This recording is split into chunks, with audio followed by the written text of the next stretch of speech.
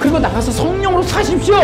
그것이 여러분들이 진정한 하나님의 자녀와 백성이 된 증거이며 그것이 열매인 거예요. 복음에 있는 효력, 말씀의 효력, 배운 진리의 효력, 예배의 효력이 거기서 나오는 거예요. 최근에 저희가 종교형을 전하면서 여러 가지 이제 이 미디어들을 좀 살펴보고 있는데요. 최근의 흐름을 보니까 교회 안에서 최근에 이렇게 개혁들이 좀 일어나는 것 같다 이런 생각이 들어요. 그동안 대한민국의 이 세속적이고 기복적인 메시지들, 뭐 헌금 바치면 몇 배로 복을 받습니다. 30배, 60배 이런 얘기들, 그런 거에 대해서 좀 이제는 아니지 않나 이런 흐름으로 좀 가고 있는 것으로 보여집니다. 그렇게 해서 급격한 개혁은 아니지만 그래도 이제는 이게 정말 잘못됐었어. 우리 이거 좀 고쳐야 돼. 이런 것들도 보여지고 있다는 점 굉장히 긍정적으로 보여집니다. 그러나 더 급격하게 더 많은 분들이 일어나서 교단적으로 일어나서 여러분 이제 우리 그런 거 그만합시다. 이렇게 하면 좋은데 교단이라는 건 절대 그렇게 바뀔 수가 없어요. 돈이라는 게 연관되어 있어서. 그러나 개교의 목사님들이 정말 성령의 인도함 안에서 개혁은 몸부림쳐야 된다라는 생각을 합니다. 우리 한국 기독교가 지난 30년 동안 인본과 율법, 기복주의가 휩쓸고 지나갔죠. 개그맨처럼 웃기는 목사님이 유행하던 시기가 한 30년 어간 지나가고 있습니다. 이제는 목회라고 하는 것과 교회가 세상 욕망과 야합하여 이제 인간의 욕망을 충족시키는 기독교의 이러한 일들은 이제 끝내야 된다라는 점이죠. 그러나 그럼에도 불구하고 이 종교적인 현상은 창세기서부터 있었고 여전히 끝나지는 않을 것이다. 그러나 그럼에도 불구하고 교회는 계속 개혁되어야 된다라는 거죠.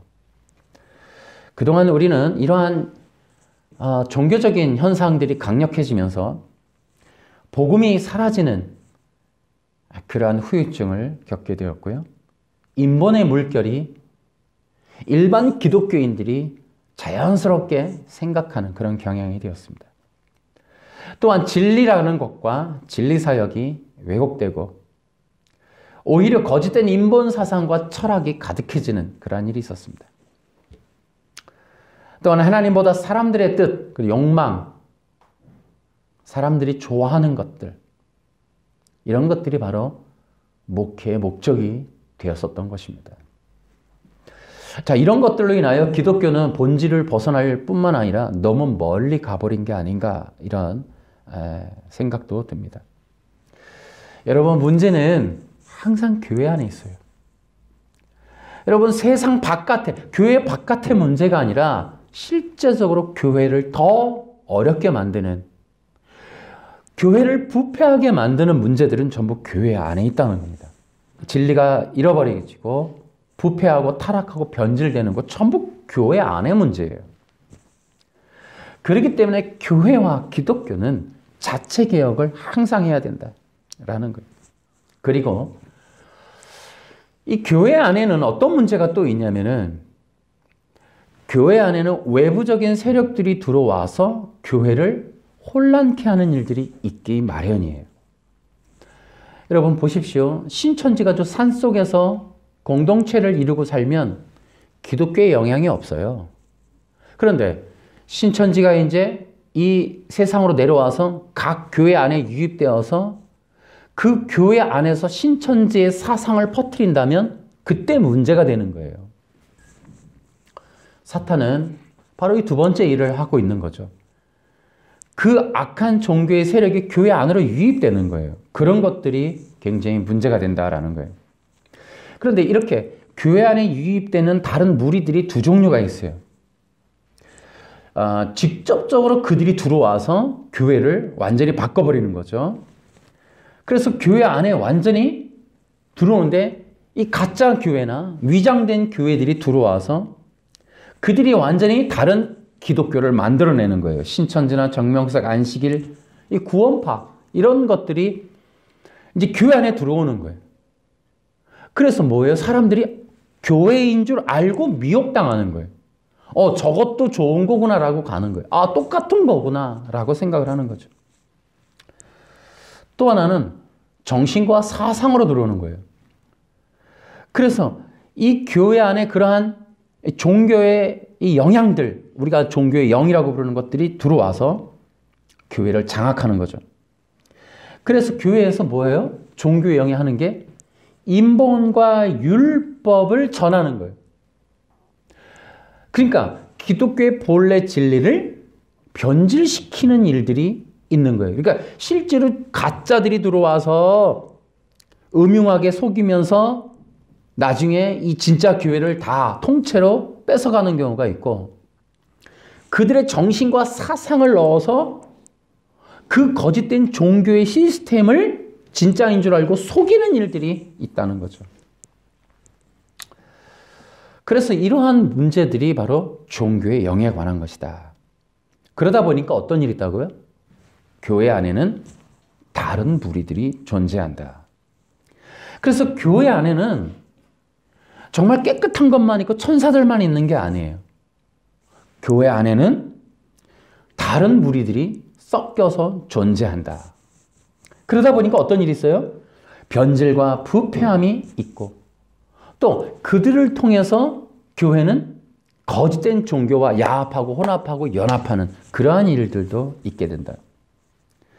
이제 그렇게 되면은 어떻게 되냐면, 여러분, 인본과 율법이라고 하는 것이 일으키는 건 뭐냐면 성도들을 거듭나지 못하게 하는 거예요. 그러니까 이 종교라고 하는 어떤 영향권 안에 교회가 들어가면 성도들을 구원이나 혹은 거듭남으로 인도하지 못해요. 그러니까 여러분, 인본 시스템이 여러분에게 들리기 되게 좋아요. 우리 삶에 지쳤는데 위로의 말씀 좀 전해줘. 그럼 목사님들이 여러분 성공의 법칙이나 어떤 박사가 얘기한 거 전해주면 여러분들한테 충분히 도움이 될 수 있어요. 자, 문제는 뭐냐면 기독교는 그 위로의 목적이 있는 게 아니고 성도를 거듭나게 하는 데 목적이 있는 거예요. 성도의 영혼을 구원하는 데 목적이 있는 거예요.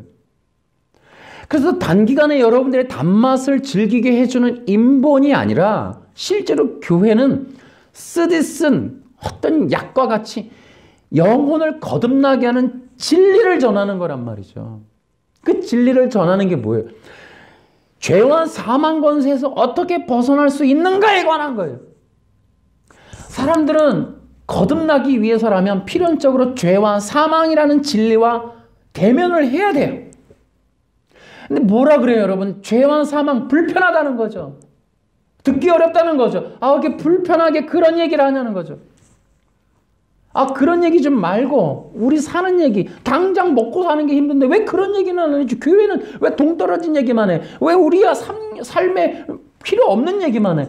저 멀리 저 영원한 세계 끝나면 죽고 나면 가는 일을 왜 얘기하냐? 이런 얘기들을 한단 말이죠. 이게 바로 이제 종교의 영의 후유증이에요. 그러니까 성도들이 그런 말하는 사람들은 대부분 종교의 영이라고 보시면 돼요. 종교에 이미 지배를 당한 거예요. 아니, 종교라고 하는, 기독교라고 하는 건 사람들에게 도움이 돼야 될 거 아니야? 아니, 뭐 맨날 죄에 대한 얘기하고 구원에 대한 얘기하고 천국에 대한 얘기하고 뭐 도움이 되지도 않는 얘기를 하냐? 이런 얘기를 한단 말이죠. 그래서 이제 이 교회 안에는 그런 종교와 야합이 되면은 거듭나지 않은 종교인들이 너무 많이 생긴다. 그런데 참 재밌어요. 이제 교회라고 하는 습성상 그런 분들이 대다수이지는 않을 수 있는데 교회는 쉽게도 그런 종교에 다 물들게 된다는 거예요. 그래서 그 적은 무리의 영향권 아래 들어가서 그 문화와 관습에 물들게 돼요. 그런 것들을 영향을 받는다는 거죠. 그래서 더 많은 사람들이 그러한 세력 속에 빨려 들어가게 된다. 그러면서 어떻게 되냐면 교회 안에는 분명하게 두 개의 세력이 존재하게 되고 결국에는 진리를 따르는 무리는 소수가 되게 된다. 이제 이런 것들이 있게 돼요. 자, 여러분 또 기억해야 될 게 있어요. 교회가 다른 무리들과 섞이게 되고 교회 안에 다른 무리들이 들어오면은 여러분들이 고통받아요. 그러니까 일반 성도들이 고통받는다고요. 그러니까 종교라고 하는 게 처음에는 달아 보여도 여러분, 종교는 우리 사람들과 사회를 고통받게 해요. 결국에 그 종교단체는 사람들이 진리로부터, 종교로부터 결국은 떨어지게 만든다라는 거예요. 아까도 얘기했죠. 이 두 무리의 혼합은 구원의 문을 닫히게 만드는 그런 악한 영향을 이렇게 끼치게 된다. 여러분, 두 무리가 섞이면요, 구원의 문이 닫힙니다.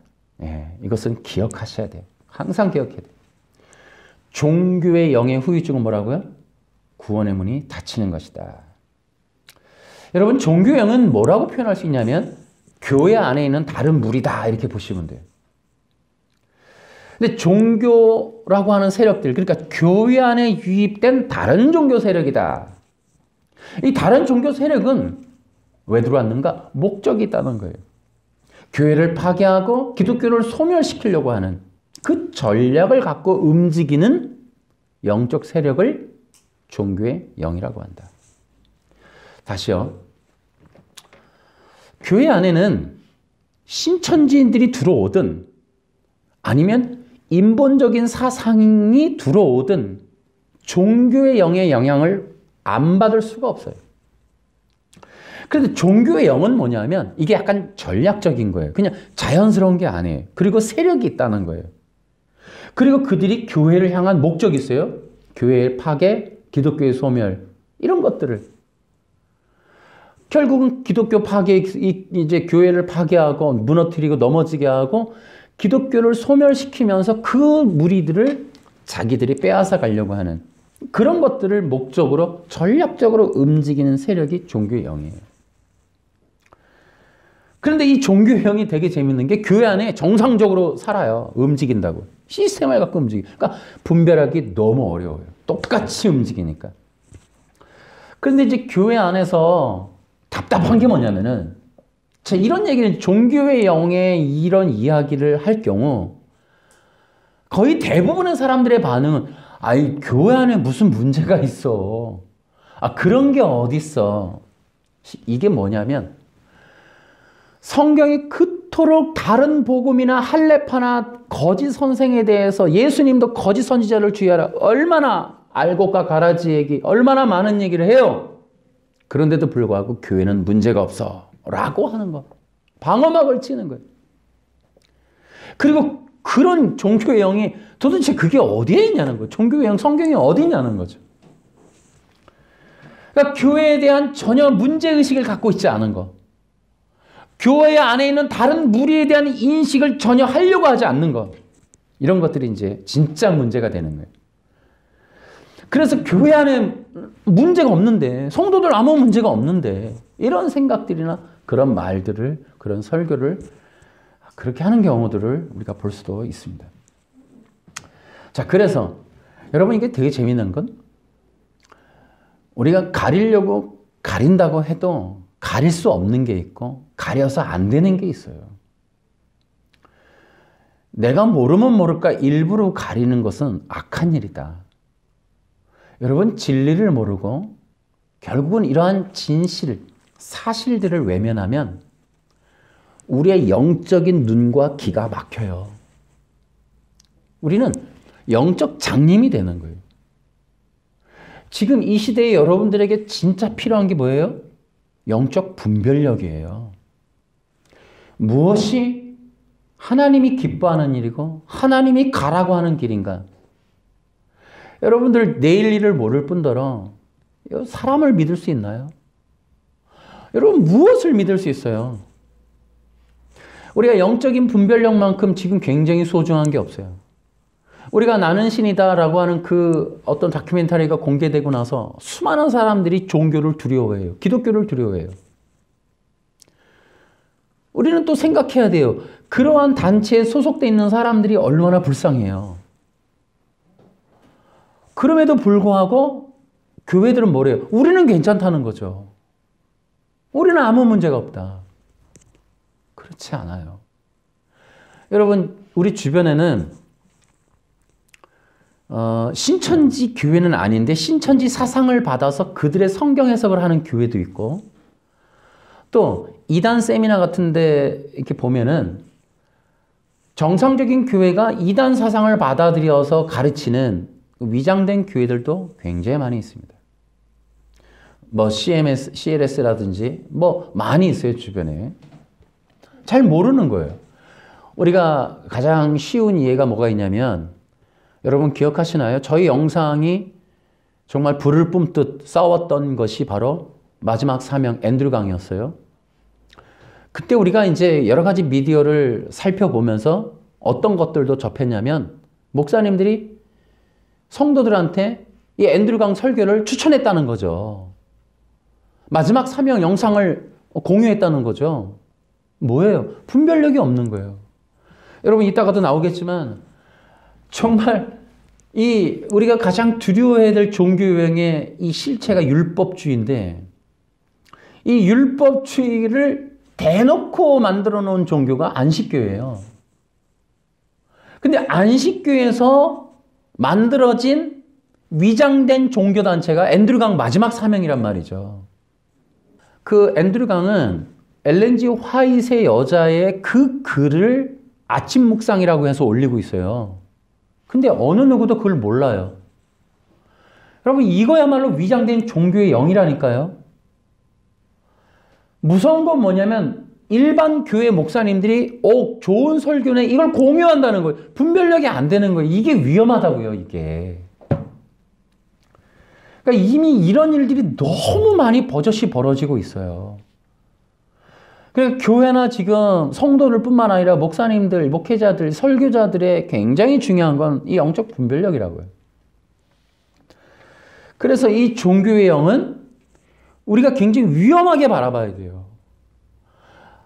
장님이 장님을 인도하면 안 된다고. 정말 자칫하면 성도들을 정말 위험한 지경에 빠뜨릴 수 있단 말이에요. 앤드류 강 설교 보기 좋죠. 얼마나 위험한 영상입니까? 기독교스럽고 성경 얘기하고 뭐 율법 얘기하니까 구약에 있는 얘기 막 이렇게 하니까 진짜인 것 같지만, 자기 요절 많이 얘기하니까 뭐 되게 설교 잘하는 것 같고 구속력은 뛰어나지만, 여러분 그들은 조사심판이 있고 결국에는 그들이 십계명을 벗어나지 않고 안식교를 빼지 못하는 한 그들은 종교의 영이에요, 여러분. 절대 구원이 없어요. 여러분 안식교에서 구원이 있으면 이 성경이 틀린 거예요. 이걸 모르는 거예요, 지금. 그것도 괜찮겠거니 이게 종교의 영인 거예요, 이게 종교의 영. 다시 시작할까요? 종교의 영이 무서운 건 구원의 문이 닫히는 거예요, 이게. 목사님들이 분별을 못하면 성도 구원시키는 복음 못 전한다는 거죠. 앤드류 강이 우리에게 좋은 예를 보여주는 거예요. 여러분 예수님의 비유를 보면은 두 왕국에 대한 얘기가 마태복음에 많이 나와요. 실제로 예수님께서 거짓 선지자 산상수훈에서부터 시작을 해서 계속해서 두 왕국의 전쟁에 대한 얘기를 직접적으로 많이 하시고, 본인도 직접 그 당대의 종교의 세력들과 전쟁하시는 게 나옵니다. 그래서 사실 그 마태복음을 좀 더 그 두 왕국의 어떤 시스템으로 보면은 이게 웬만한 어떤 그 스릴러보다도 굉장히 긴장감 있는 어떤 스토리예요. 이게 두 왕국. 예수님께서 뭐예요? 본인이 핍박을 당하거나 본인이 이 당대 세력과 정치와 종교라고 하는 거대한 세력과 전쟁을 홀로 하고 계시다는 사실을 알고 충돌을 하시는 그 내용은 사실은 굉장히 이게 긴장감 있는 내용입니다. 그리고 예수님께서 결국엔 죽음이라고 하는 죽음의 예고를 3번 하시면서 결국 죽음의 지점으로 이 종교의 영에 부딪혀서 살아남을 수 없다라는 거죠. 근데 어쨌든 예수님의 대속 사역이 종교의 영과의 충돌이었고, 그런 것들이 당대에 이루어진 것은 여러분 오늘날 우리에게도 굉장히 큰 어떤 좋은 모델이 되고 있다라는 거예요. 그래서 이 마태복음에서 보면은 굉장히 의도적이다. 그 바리새인들과의 충돌이 굉장히 의도적이다라는 거예요. 왜냐하면은 예수님이라고 하는 분의 사역은 구약의 예언의 성취예요. 구약의 예언을 응하게 하시는 사역이었다고요. 여러분 구약에 어떤 내용이 있었길래 조금 예수님의 사역이 과격하셨을까요? 여러분 구약에 보면은 창세기 3장 15절이 있어요. 여러분 이것을 우리 기독교가 최근에 원시복음이라고 얘기해요. 원시복음이라고 하는 이유는 창세기 3장 15절에 예수님의 언약이 들어있기 때문에 그렇습니다. 근데 참 재밌어요. 창세기 3장 15절은 뱀에게 내리는 하나님의 형벌의 내용이에요. 하나님이 뱀한테 하는 내용입니다. 창세기 3장 15절은. 근데 이걸 아담 언약이라고 부르기도 하는데 잘못된 거고요. 그렇다고 여러분 생각해 보십시오. 뱀하고 언약을 맺을 수 있습니까? 그렇지 않죠. 그래서 창세기 3장 15절을 메시아 언약이라고 그러는 거예요. 이건 아브라함 언약 뭐 여기에 들어가지 않아요. 여자의 후손 언약 내지는 메시아 언약이 뱀하고 어떻게 언약을 맺어요? 그 내용은 엄밀히 말하면 뱀에게 내리는 형벌의 구형의 내용이에요. 구형. 그게 뭐냐면 너 죽어. 머리 깨지는 벌이야 너는. 머리 깨질 거야. 근데 내가 안 때려. 예수님이 와서 너 때릴 거야. 이 얘기를 하는 거죠. 그래서 이 형벌이 내용이 뭐냐면 메시아예요. 그리고 이 메시아가 왜 형벌이냐면 메시아가 오셔서 그때 이제 이 뱀이라고 하는 그 여자나 남자에 대한 그 당대가 아니라 뱀은 여러분 보세요. 뱀입니까? 계시록 가면 당연히 사탄이죠. 그러니까 뱀이라고 하는 것은 대행하는 자예요. 그래서 거짓 선지자란 말이에요. 그러니까 보낸 존재가 있는 거예요. 그렇기 때문에 뱀에게 대한 형벌이라고 하는 건 뭐냐면 예수님을 통하여 그 부대, 권세, 왕국을 처단하겠다는 거예요. 여자는 임신하고 남자는 노동해야 되고 하는 개인적인 게 아니라 권세에 대한 형벌인 거예요. 거대한. 그 권세, 왕국을 무너뜨리는 일은 예수님이 하실 것이라는 거죠. 그래서 그것이 메시아 언약인 거예요. 그래서 메시아가 오셔서 하실 일이 있는 거예요. 그것은 이 사탄의 제국, 사탄의 왕국을 완전히 부숴버리는데 문을 부수는 거예요. 머리라고 하는 건 문이라고도 하는 거예요. 그러니까 뭐냐면 사탄은 죄와 사망의 권세를 가졌단 말이에요. 그런데 예수님이 오셔서 인류가 구원받을 수 있는 양의 문을 여시는 거예요. 그러니까 사탄의 문이 부셔지고 구원의 문을 여신다라는 개념이에요. 이 권세를 깨트린다라는 게. 그래서 그 창세기 3장 15절 그 이후로 예수님이 오셔서 뭐예요? 예수님을 믿는다면 예수님이 문이 되셔서 예수님을 통하여 구원받는 길이 열리는 거예요. 그래서 그 사탄의 죄와 사망의 권세가 예수님을 통해서 허물어지는 거예요. 이제는 의미가 없는 거예요. 울타리가. 그 장막이, 그 절벽이, 그 철옹성 같은 철문이 예수님을 통해 문이 열렸어요, 이제. 그 길로 다 나가면 되는 거예요, 다 나가면 돼. 예수님이 문이시란 말이에요. 그게 권세가 깨지는 거예요. 자, 그런데 창세기 3장 15절의 의미는 또 뭐가 있냐면, 어쨌든 메시아가 온다는 거죠. 누군가가 온다는 거예요. 성경은 기름 부음 받은 자가 온다라는 개념이고, 신약에서는 이것을 하나님의 아들, 그리고 하나님의 구원자 이렇게 표현되었어요. 그러니까 그 기름 부음 받은 자가 온다는데 그 기름 부음 받은 자를 여자의 후손이라고 표현했고 그 여자의 후손은 죄가 없는 완전한 인간이신 하나님이라고 하는 그분이 오는 거죠. 그런데 창세기 3장 15절 이래로 사탄은 그 형벌을 듣고 두 가지를 하죠. 하나는 메시아가 오신다라고 하는 종교를 많이 파생해서 만들어내요. 가짜 메시아를 만드는 거. 또 하나는 메시아에 대한 언약을 지워버리는 일을 해요. 그래서 그 이후로 메시아의 언약이 이스라엘 사회, 이스라엘 종교 문화에서 흔적 없이 사라지게 되는 그런 일들을 자행하게 되는 거죠. 그래서 이 사탄의 이 전략이 뭐냐면 메시아의 오실 길을 막으라라는 거예요. 그러니까 메시아의 도래를 막는 거예요. 그래서 여러분 이 바로 왕이 뭐예요? 3살 어린아이 다 죽이죠. 그 구원자에 대한 그 창세기 3장 15절 때문에 그래요. 그 예수님이 오셨을 때 헤롯이 3세 이하 아이들 다 죽이죠. 메시아가 오신다는 소리에 떠는 거예요, 사탄은. 그리고 그의 후손들, 그의 제국의 이 어떤 세력들을 통하여 예수님의 오실 도래의 길을 막는 거예요. 여러분 지금도 똑같아요. 예수님의 재림의 길을 막는 거예요, 사탄은. 그러나 하나님께서 이 길을 예비하시죠. 어떻게 해요? 진리로 예배하시는 거예요. 사도 요한 세워서 회개하라. 천국에 가까웠다. 오실 길을 예비하는 거죠. 지금도 그런 길을 예비하는 거예요. 뭐예요? 진리로 외치는 거예요. 신랑이 오신다라고 외치는 거죠. 항상 그것이 진리사역으로 진행이 됩니다. 그러나 그 진리사역은 예수 그리스도가 오신다라고 하는 소식인데 그것은 그 당대가 원하는 소리가 아니에요. 왜? 사탄은 그걸 막으니까. 그 사탄은 그 예수님의 오실 길을 막는 일을 하기 때문에 문화와 문명이 사람들의 의식과 사상과 철학이 오실 메시아에 대해서 환영하지 않는, 반대하는, 그분이 없는 세상을 구축해서 그분이 오신다라고 외치는 모든 사람들과 그 세력을 완전히 괴멸시켜버리는 그런 문화를 만들어 놓는단 말이에요. 지금도 그것이 구축되어 있고, 그래서 우리 이 예수 그리스도의 십자가의 복음은 문화적으로 배척을 당하게 되는 거예요. 그래서 이 창세기 3장 15절은 또 어떤 의미가 있냐면 두 왕국의 싸움이 예고돼 있어요. 여기에서 이미 예수님과 뱀이, 그러니까 사탄이죠. 그리고 뱀의 후손과 예수님의 그 후손, 즉 사탄과 교회의 영적 전쟁이 창세기 3장 15절에 예언돼 있어요. 결국은 두 왕국은 창세기 3장 15절 이래로 예수님의 재림과 영원한 하나님 나라의 완성 이전까지는 계속 이어질 것이다.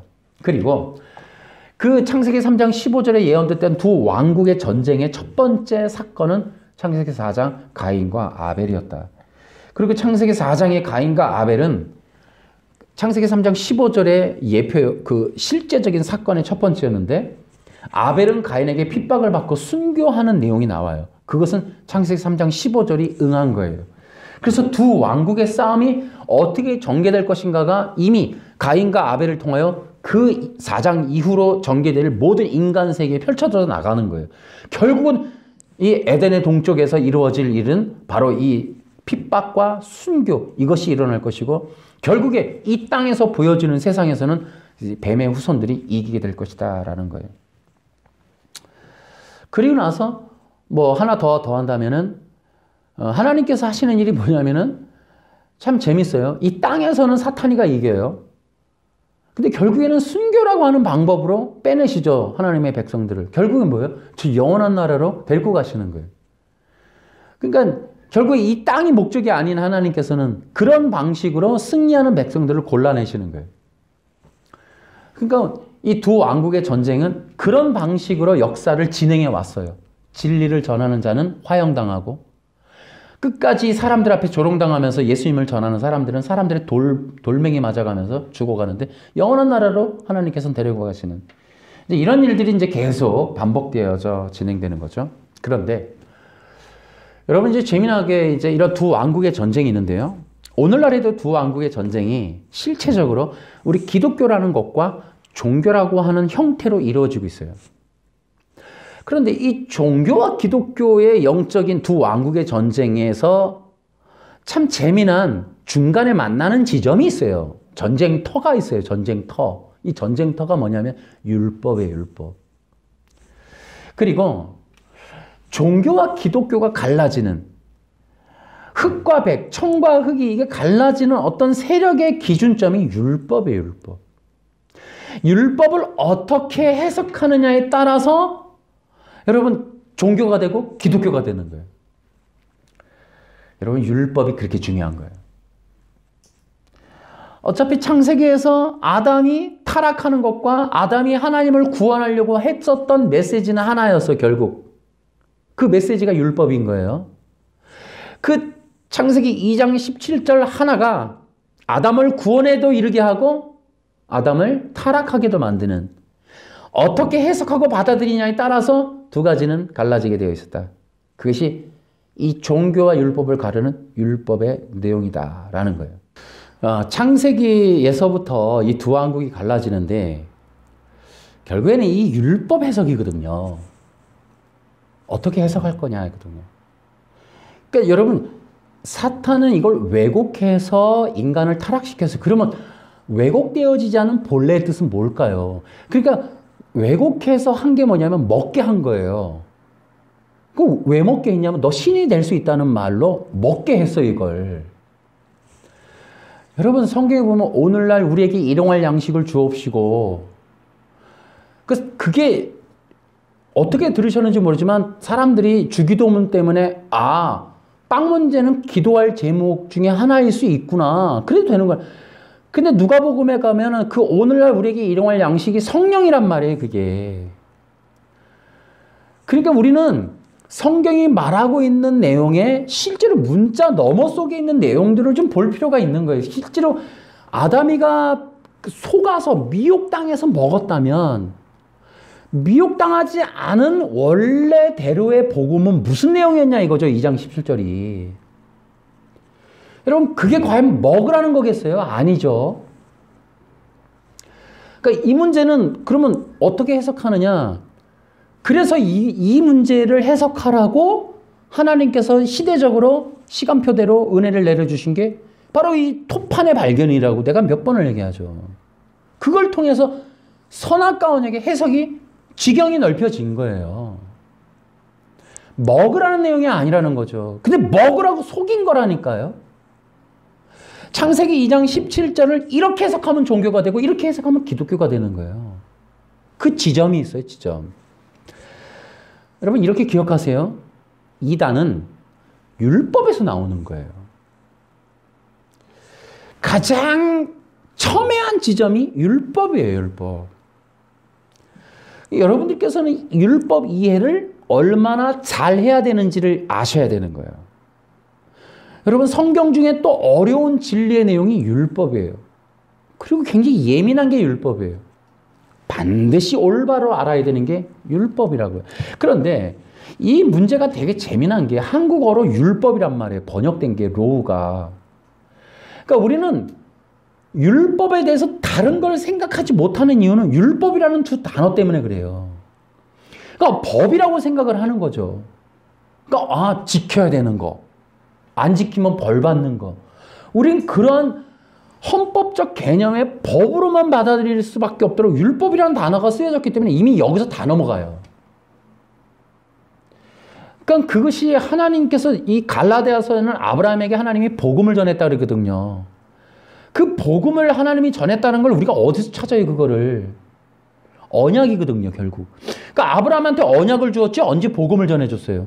근데 갈라디아서는 복음을 전했다 그랬거든요. 그러니까 언약이라고 하는 게 복음이었다는 거예요. 그럼 창세기 3장 12절, 17절에 선악과 언약이 뭐예요? 선악과 복음인 거예요, 복음. 율법이 아니라고요. 그러니까 율법이라는 개념은 굉장히 오해 살 만한 거예요. 그러니까 우리가 율법 때문에, 단어 때문에 넘어가면 안 돼요. 원래 하나님의 본 뜻은 우리가 단어로 율법이지만 그것은 복음적인 내용인 거예요, 복음.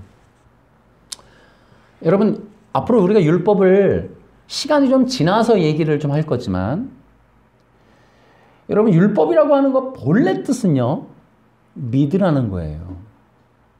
이것은 제가 얘기한 게 아니라 고대 근동학을 연구했던 어떤 분이 이걸 먼저 얘기했어요. 근데 그분 얘기도 스쳐 지나갔어요. 왜냐하면 열리지 않은 시대에서는 오해 소지가 많죠. 기억해 보세요, 여러분. 율법은 지키는 게 아니라 믿는 거예요.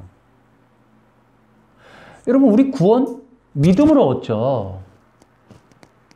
우리가 가장 두려워해야 될 게 뭐냐면 아담은 행위로 구원받는다. 이게 얼마나 악한 건지 우리가 이제 다 얘기하게 될 거잖아요.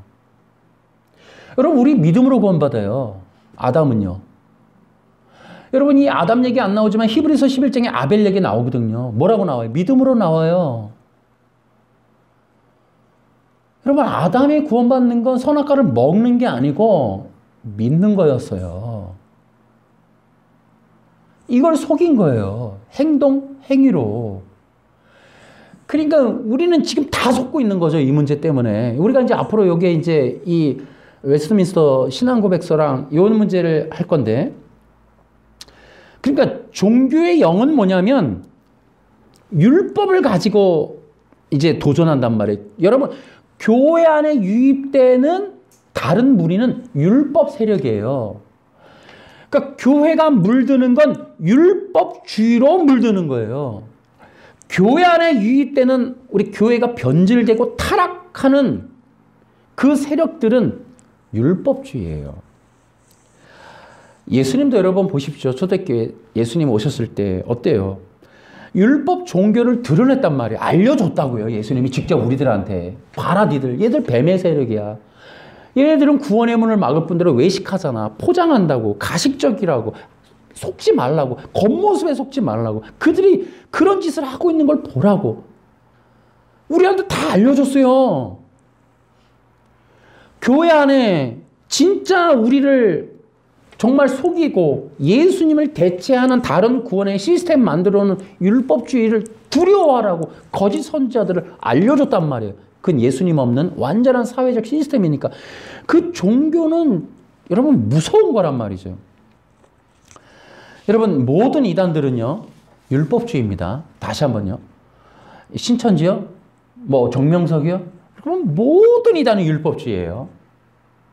모든 이단은 율법입니다. 율법.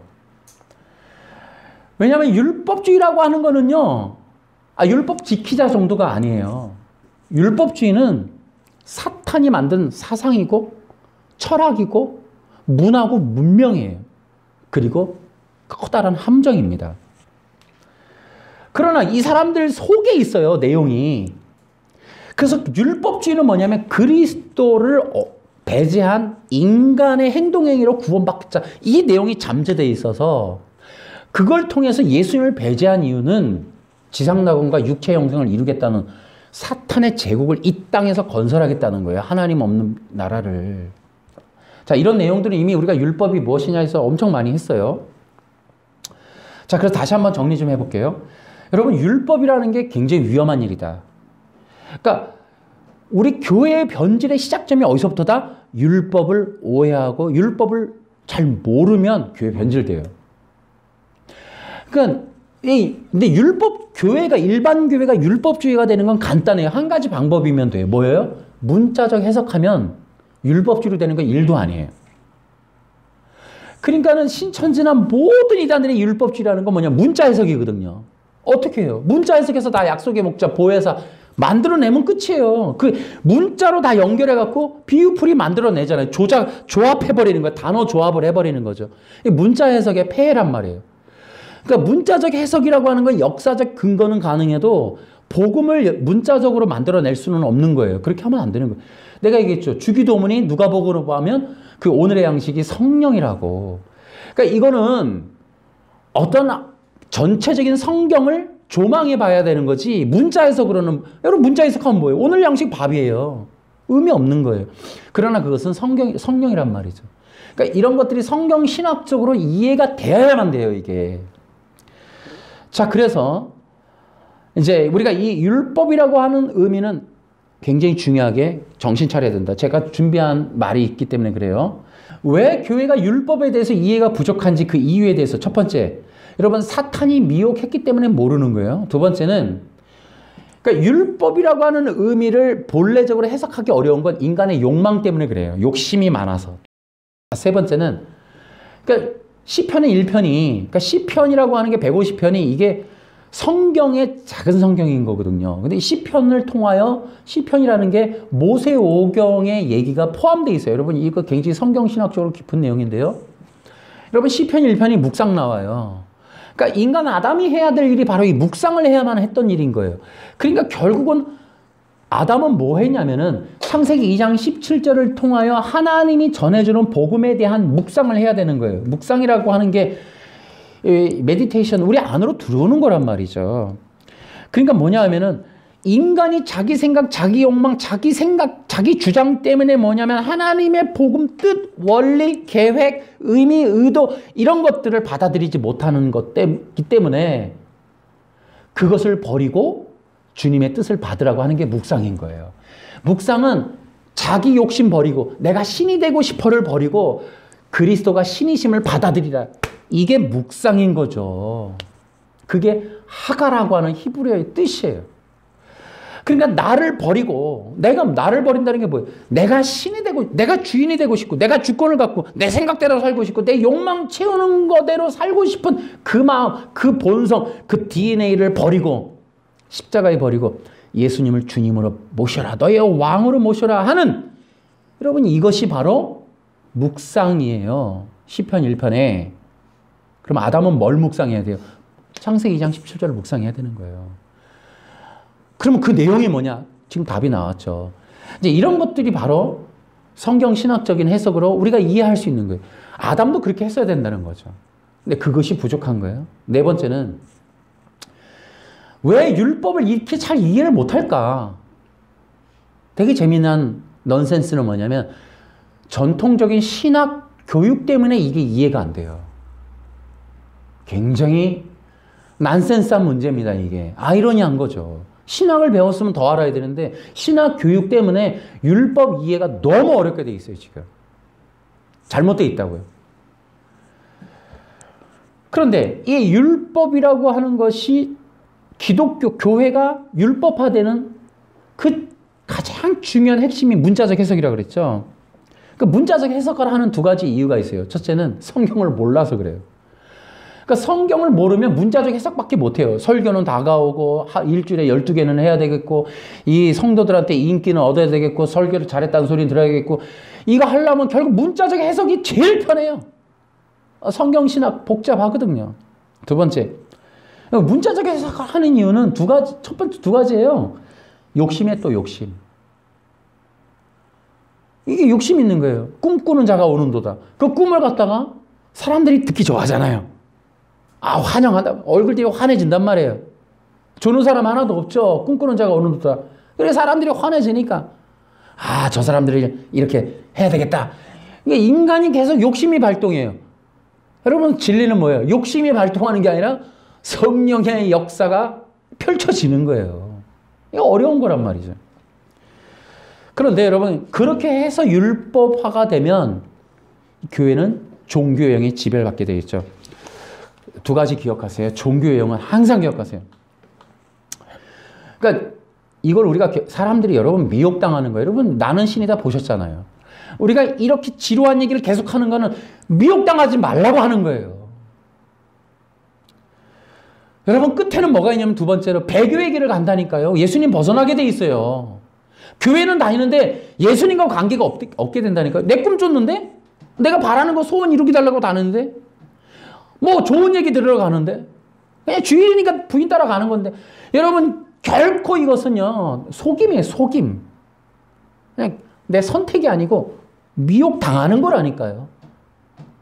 미혹당하는가 끝에는 아, 나 이제 교회 안 가. 아, 예수 믿어도 소용없어.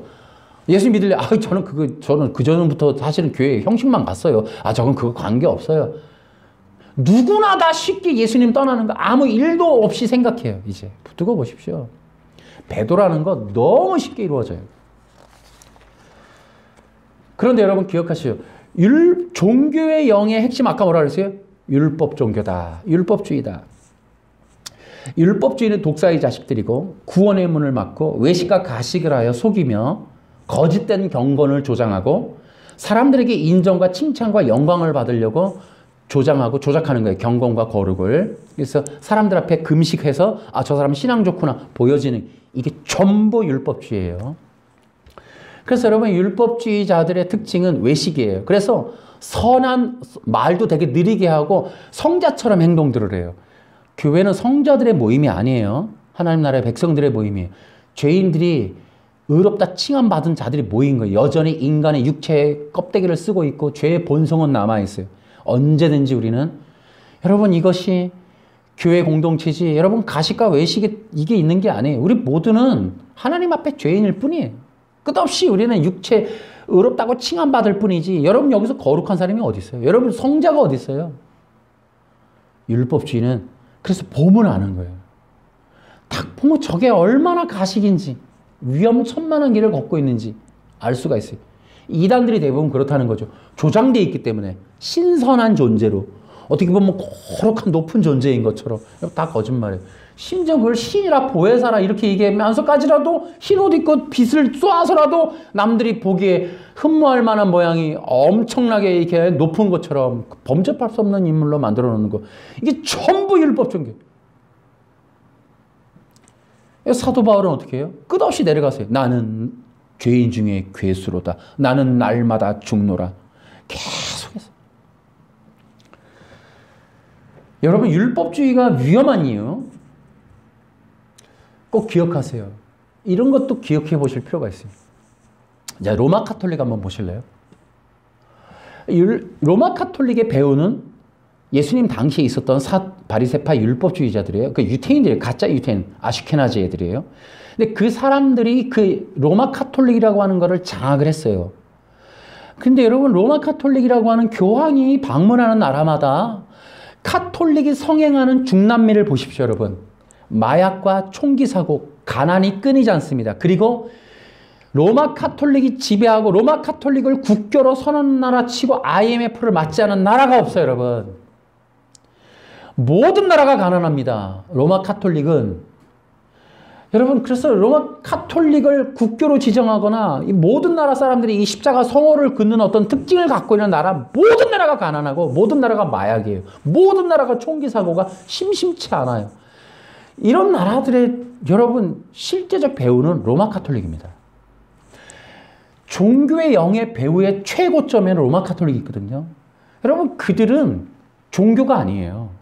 세상을 지배하는 악한 집단들이에요.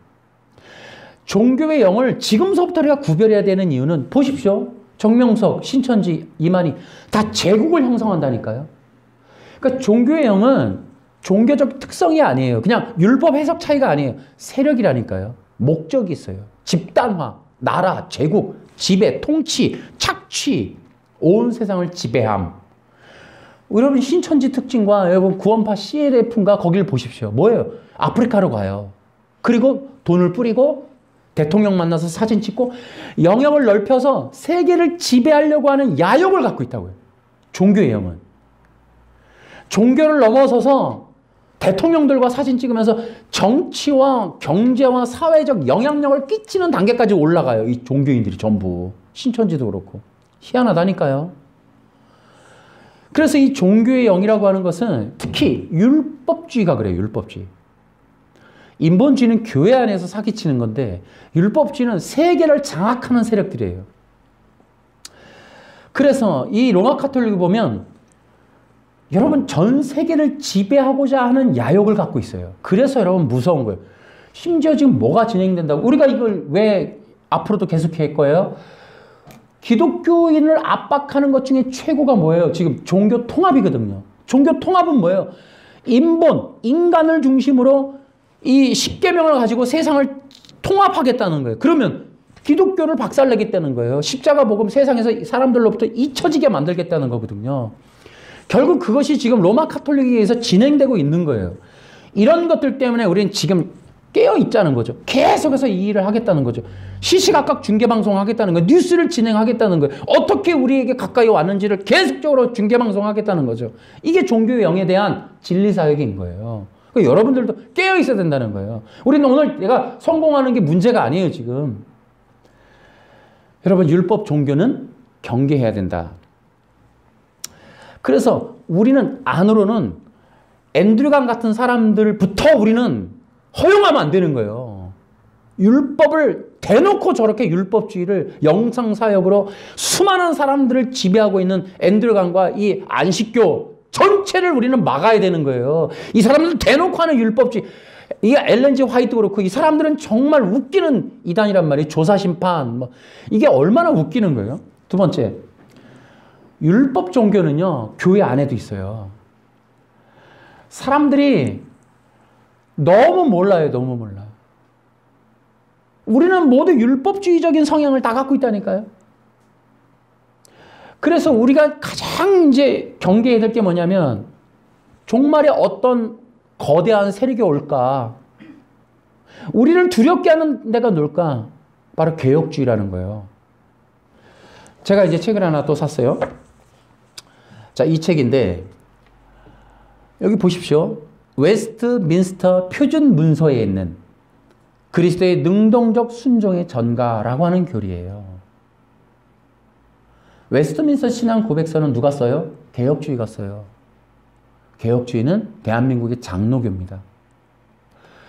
근데 웨스트민스터 신앙 고백서를 좀 다 가리키고 있어요. 웬만한 목사님들 다, 그렇죠? 거기에 그리스도의 능동 순종이 있고 이 책은 그리스도의 능동 순종 교리가 어떻게 웨스트민스터에 들어가게 됐고 형성됐고 그 이전과 이후의 교회 역사에서 어떻게 유지되어 왔는지를 증명하려고 애를 쓰는 거예요. 물론 웨스트민스터 신학교 미국에서부터 만들어진 거고요. 근데 이 사람들의 주장이 뭐냐면 예수님이 율법을 지켜서 의를 얻었고 그 의를 믿는 자들에게 전가한다. 그 얘기를 지금 여기서 얘기를 하고 있어요. 제가 나중에 이 책과 아울러 웨스트민스터의 이 능동순종 다시 한번 시리즈로 또 계속해서 할 겁니다. 어차피 주님 오실 때까지 진리 사역을 해야 되니까. 근데 여러분 이렇게 얘기할게요. 율법으로 의를 얻습니까? 이 문제 예수님이든 누구든 문제는 뭐냐면은 율법으로 의를 얻을 수 있는가에 대한 얘기예요. 자, 율법을 지켜서 의를 얻는다는 건 이런 거예요. 십계명 안식일 날 교회 간다라는 행동을 하면 하나님과 관계가 회복된다, 의를 얻는다 이런 거거든요. 그러면 회복된다가 뭐예요? 하나님의 자녀가 되고 백성이 된다 이 얘기인데 성경은 의를 얻으려고 예수님께 온다고 했어요. 그러니까 사도 바울이나 이 메시아닉들의 이해는 율법이 아니라 예수님으로 이해하고 배운 거예요. 그게 복음으로 바뀐 거죠. 그러니까 유태인들은 전통적으로 율법을 지키면 하나님 백성 된다예요. 사도 바울의 복음은 뭐예요? 예수님을 통해 하나님의 백성 된다는 거거든요. 근데 지금 능동순종이 참으로 묘한 말을 해요. 예수님이 율법을 지켜서 의를 얻었다. 여러분 이 얘기만으로도 여기 어떤 내용이 있어도 예수님이 율법을 지켜 의를 얻었다. 이 얘기만으로도 여러분 바벨탑이에요. 이거는. 그러니까 율법을 지켜도 의는 못 얻어요. 예수님이 율법을 지킬 리도 없으시지만 예수님이 율법을 지켜서 의를 얻었다고 하는 이 말조차 이것은 종교의 영이고 이것은 율법주의이며 대놓고 바벨 사상을 전하고 있는 것이다. 자 보세요. 율법을 지켰다. 규칙을 지켰다. 안식일 날 교회 갔다. 이것이 의를 얻는다. 그리스도가 있어요 없어요? 여러분 이것이 바로 바벨탑에 나오는 내용인 거예요. 우리가 우리 힘으로 하나님께 다 이르자. 하나님과 겨루자. 하나님과 동등됨으로 우리가 인정받자. 그러니까 인간이 그리스도를 배제한 어떤 구원의 길을, 의의 길, 종교의 길을 도모하는 이 모든 것들이 바벨탑에서 만들어지는 거예요. 제가 지금 어디에서 쓰는 거라고요? 개혁주의에서. 개혁주의가 뭘 얘기했다고요? 예수님이 율법을 지켜서 의를 얻었다. 저는 이것이 제가 몇 번째 지금 이런 책을 지금 서너 번째 들고 있는데 최근에 또 나온 거예요. 앞으로 이 세력은 더 커질 거예요. 아마 개혁주의는 엄청난 세력으로 능동순종을 주장하고 나올 겁니다. 많은 사람들이 율법주의에 매여 있다는 거 뭐예요? 예수님이 율법을 지켜서 의를 얻는다는 것이 뭐가 문제인지를 모르게 되는 거예요. 그래서 여러분 기억하세요. 율법을 지켜서 의를 얻는다 그러면 무조건 그런 프레임은 바벨탑이다라고 보셔야 돼요. 우리에게 가장 강력한 종교의 영의 세력이다. 그래서 그들의 목적은 예수님뿐만 아니라 모든 세상을 십계명 아래에 두려고. 왜요? 십계명의 권세를 가진 자들로 하여금 온 세상을 지배하게끔. 그 십계명을 가진 자들이 본인들의 실체를, 모습을 드러낼 때가 온다는 거죠. 그래서 여러분 율법주의 종교 사상을 기억하셔서 우리는 다 배격해야 되겠다라는 겁니다. 여러분 기억하세요. 종교라고 하는 것은 인본이에요. 인간이 신이 되는 거예요. 종교의 영은 인본을 바탕으로 그리스도 없는 종교 시스템을 만드는 거예요. 율법 안에 복음이 있고요. 그 복음이 선악과이며 선악과는 먹는 게 아니라 믿는 거라는 거 여러분 기억하셔야 돼요. 자, 이제 우리는 이제 기독교의 중요한 갈림길에 서 있습니다.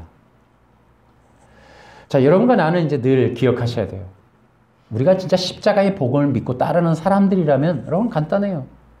우리 율법주의는 기본적으로 따를 수가 없어요. 우리는 절대 예수님이 아니고서는 구원과 영생과 의를 못 얻는다는 확실한 진리 위에 서 있는 거예요.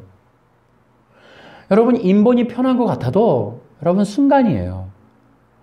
인본의 길은 달콤하지만 거듭남도 없고 구원이 없어요. 우리는 십자가의 복음을 붙잡아야만 우리 영혼 구원이 있는 거예요. 아까 얘기했죠. 이게 하나님의 약속은 온 세상은 두 제국의 싸움이에요. 하나님의 언약의 백성들은 핍박과 순교가 보통 자연스러운 길이에요. 여러분, 우리가 이 핍박과 순교를 피하려고 그리스도를 벗어나서 온 세상 99%의 넓은 길로 가는 이 율법을 택할 수는 없는 거예요. 교회 10,000명의 성도를 줄 테니까 율법과 인본의 설교를 하라고 해도 우리는 당연히 꽃방귀를 뀌어야 되는 거죠. 우리가 절대로 인본과 율법이 안 되려면 몸부림쳐야죠. 설교를 하고 목회를 해도 인본 목회하면 안 되겠다라는 생각을 해야겠죠. 내가 죽는 한이 있어도 그리스도를 붙잡아서라도 난 영원권의 길을 걸어가겠다고 생각하면 여러분 외로워져야 되는 거예요. 십자가 복음 전하는 거죠. 두 번째는 여러분 진리의 길을 걸어가셔야 된다는 거예요. 기억하십시오. 성경의 진리는 그리스도밖에 없어요.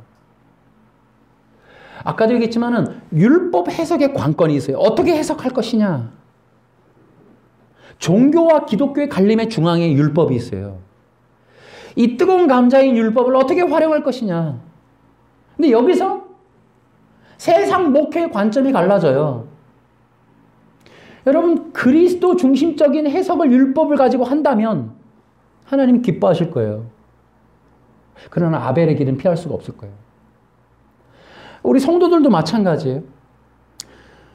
하나님의 이 기록된 율법, 하나님의 이 신비로운 선악과 안에 담가놓은 이 복음이라고 하는, 율법이라고 하는 이 이상한 정말 현혹되기 쉬운 단어 속에 들어있는 이 복음을 정말 내가 지키고 믿겠다고 하면은 여러분 그리스도밖에 없는 거예요. 누가 뭐래도 그리스도를 붙잡아야죠. 그러니까 그러한 길을 걸어가는 여러분 되셔야 돼요. 제가 기억하죠. 어떤 목사님이 와서 저한테 그래요. 목사님, 아니 남들은 메시아라는 말을 하지도 않는데 왜 목사님은 메시아 이런 말을 합니까? 그 나보러 뭐라 그래? 목사님, 하도 목사님은 메시아라는 말을 써서 이단인 줄 알았다고. 그렇습니다. 이단 돼도 좋아요. 메시아 그리스도를 얘기하다 이단 되면 영광이겠어요. 우리 성도들이 제발 성경을 통해 자기를 잡지 말고 율법에 속지 말고 그리스도를 붙잡았으면 좋겠어요. 그리스도는 나를 버려야 돼요. 그리고 붙잡는 거예요. 두 개 다 못 잡아요. 세상과 나와 주님을 못 잡아요. 나를 버려야 돼. 세 번째로는 당연히 성령의 기름 부으심입니다. 여러분, 예수님도 사도 바울도 사도들도 다 기름 부음을 받았어요. 기름 부음을 받지 않으면 다른 길을 못 가요. 십자가의 길 못 걸어가요. 제가 얘기했죠. 설교를 듣는 거, 설교하는 거, 믿는 거, 예수님 바라보는 거, 찬양하는 모든 건 기름 부음이라고. 그리스도가 저기 계셔도 내가 그리스도와 관계성을 가지려면 그리스도가 그 기름 부음이 작동해야 돼요. 그러니까 내가 설교를 듣는 것도 기름 부음이 없이는 못 들어요. 예배를 드리는 것도 성령의 기름 부음이 없으면 못 해요, 이거. 그러니까 성령님이 도와주셔야 되고 부으셔야 되고 함께 하셔야 돼요. 그러니까 성령의 기름 부음이 없으면 안 되는 거예요. 우리 신앙생활은 그리스도의 진리가 있고 성경이 있어도 기름 부음이 없이는 안 돼요. 기름 부음이 없으면 뭐예요? 지식이에요. 그럼 뭐예요? 이만이 되는 거죠. 이거 갖고 장난치는 거예요.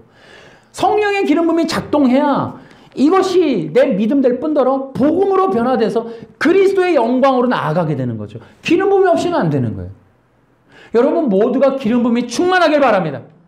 성도들에게 있어서 기름 부음이 충만한 것만큼 중요한 게 없어요. 그걸 위해서 기도하라고 누가복음이 얘기하는 거예요. 그러니까 너희들이 성령을 위해서 기도하라는 거예요. 그 구하는 자에게 아버지가 생선을도 주는데 성령이 안 주시겠냐? 다 준단 말이죠. 그러니까 우리가 기도해야 될 게 성령의 기름 부으심인 거예요. 할렐루야. 이 예배를 통해서 말씀을 듣는 걸 통해서 여러분들 속에 다시 한번 성령의 기름 부음의 통로가 열리길 축원합니다. 그 길이 열리기를 축원합니다. 하나님께서 여러분들에게 마음껏 부으시길 바랍니다. 성령의 기름 부음이 없이는 아무것도 못해요. 성령의 기름 부음이 기본적으로 작동해야 돼요. 그럼 여러분들이 예배뿐만 아니라 삶 속에서도 성령의 기름 부음이 증가할 수 있는 그런 생각과 그런 패턴, 그런 존재성이 되어야 돼요. 그 성령의 기름 부음이 있을 때 삶에서 늘 주님과 대화하죠. 주님은 어떻게 할까요? 내가 내 뜻대로 살려고 하다가 주님 뜻대로 하겠습니다. 결정해 줘 보세요. 아버지 내 뜻이 아니겠습니다. 이건 분명히 내가 이렇게 하고 싶은데 아버지가 원하는 길로 가겠습니다. 아버지의 뜻으로 가겠습니다. 아버지 원하는 말을 하겠습니다. 여러분 기름 부음이 작동하지 않으면 아무것도 못해요. 이 시대에 어떻게 할 거예요?